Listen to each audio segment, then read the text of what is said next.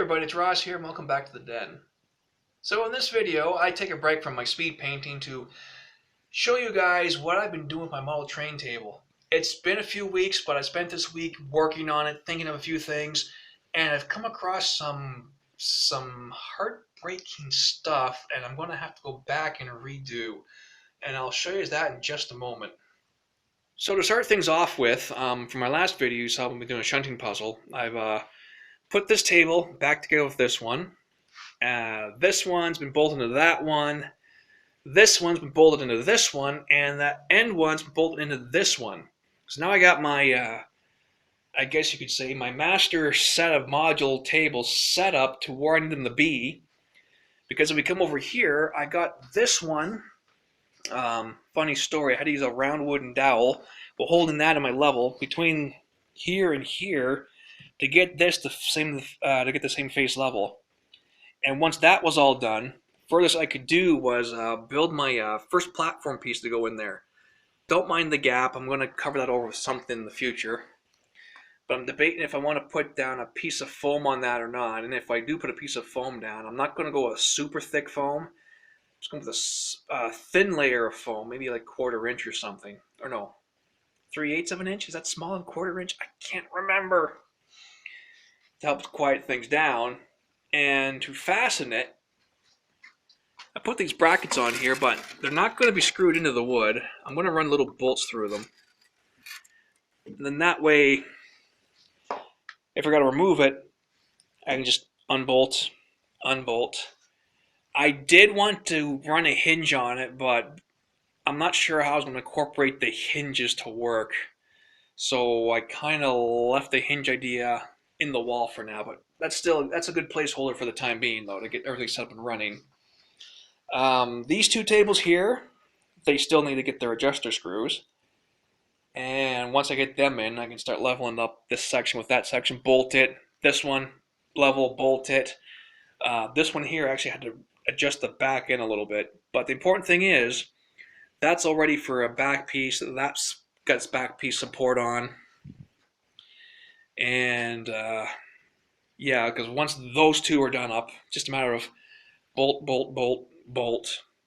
these two, and then make my final piece to go across here.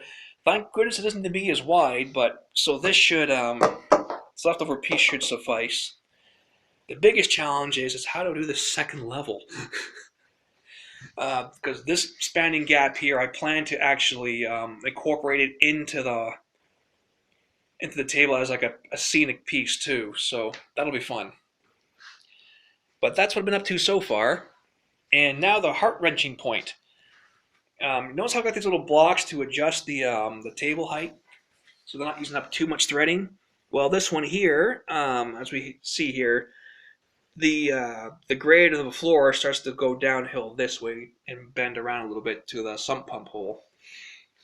So while these two up there, they're kind of, well, that one there and the other one aren't too bad, but these ones here are at their limits, in there and there. Can't see because of the lighting.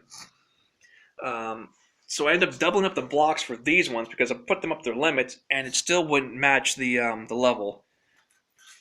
I did my best to get this to level up, so you know. But that's modular tables for you, especially when they're freestanding. Ooh. Tighten that up a little bit more. There we go. And yeah, you get to the back here though. You know, same thing, doubled up. My shadow's gonna block. Hey, just get over here. Oh, this is getting bad for my knees. When we get to this final section, it's tripled up in all 4 corners, and that's just scrap pellet wood. It's a bit abysmal, really. I think about it.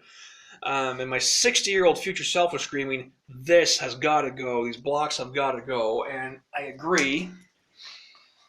So what's going to happen in the future is, when we stand with better lighting. This one will do. So sometime in the future, when the price of lumber goes down, I'm going to pick up some 2x4s and run them on the inside here. This will still support a shelf. Either they'll be flat like these ones, or maybe, yeah, something like that, but sitting up inside a little deeper So the caster wheels will sit up inside, but still clear here, so you can still roll it around. But sit it up more, so when I put these adjuster screws in for the legs, or whatever you want to call them, they won't require blocks, or I'm hoping they won't require blocks. And if they do require blocks, well, at least they won't need to be tripled up, because that there is insane. And I had to lift up that table, each corner manually, and getting that back one was wonky enough to fit all these pieces of blocks in there and then bring it up to match this corner. So there you have it, my current dilemma and the progress made so far.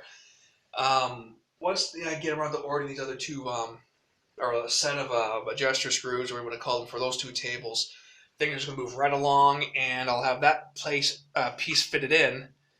And then that way I can dig out my train track pieces, even though it probably makes things up with some steel rail, and see if I can run a train around the whole thing, because that would be fantastic. That, and to see where the power starts to run low as the current draw, the further away you get kind of from the unit kind of thing, right? So, gives me an idea to experiment. So I hope you all enjoyed that overview of my train table progress so far. I am not going to enjoy the misery of taking all the caster wheels off and positioning them down to sit more inside it now, but that's the best way to make sense and still make use of them, so I'm not dragging stuff across the floor if I got to do maintenance on the walls. And avoiding any purchase of a mechanical floor jack to lift up each corner to carefully pull the blocks out when I'm over 60 plus. Even when I'm 40, I don't want to be down on my knees doing that and struggling to get it up, especially when it gets more built. But now moving on, I'm going to be showing something I kind of want to purchase here, and if you can't see from the tabs already, I'll show you in just a second. So after much searching the internets for another Bachmann going for about $59, $69 of their S2 or S4, couldn't find any. They're all going for $100 now. But Walthers here has these EMDs they came out with. Sadly, it's a limited run, but it says road numbers. And I don't know if it's referring to both road numbers and unroad numbered versions. I'm not too sure.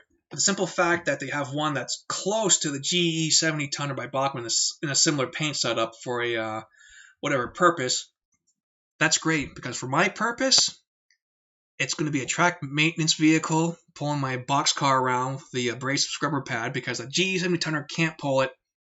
And if I can avoid repainting a whole Bachmann locomotive to match the GE, that's an even better deal. One problem though, the Walthers DCC with sound are $160, whereas they're not available right now on model train stuff. But on Train World, they just got them in. Their DC variants are going for $100, same thing as model train stuff. But if I'm going to upgrade with DCC and sound in the future, I might as well just get the sound version and save a few bucks. Because by the time I order the chip and sound in the future for the DC version, it could be double in price for what I'm paying for this one. But at the same time, if I just get a Bachmann Elco S2 or S4 for $100, I'm still saving money there. I just got to repaint the whole thing to match a GE, or repaint that one to match the GE 70, and keep the new one because the new one might have a better paint scheme or something. I don't know. So yeah, just a little glimpse of what might be happening here in my next video. So take care, everybody. Stay safe, and for the love of God, don't go to parties, please. Take care now.